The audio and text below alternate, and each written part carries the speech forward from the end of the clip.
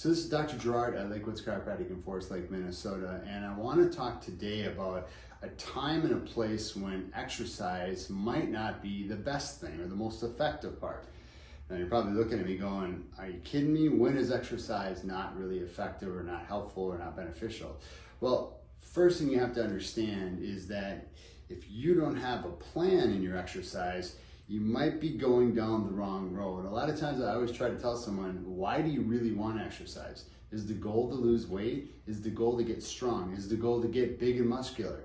Well, the problem that sometimes people do is they push themselves beyond the point of what they both prepared for, stretched and were flexible enough to handle, and what they mentally and physically could handle or beyond their threshold. And what I mean by that is people tend to push themselves, especially when you exercise in groups of people, beyond the limits of what you should do.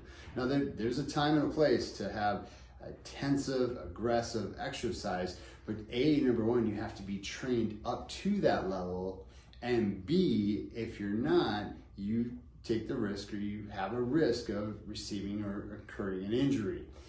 Great examples are people that, over the years that have said, I never did a marathon before and I never trained and I just ran it. Well, for every person that says it went well, there's 10 people that say it was a nightmare on their body or the injuries that happened after or the sprains and strains that never left them. And so again, exercise is great in itself, but the time and the place not to do exercise or to be careful of exercise is when you're either not trained or you go after something that you're not ready for, both mentally, emotionally, and physically. This is Dr. Gerard. We'll see you soon.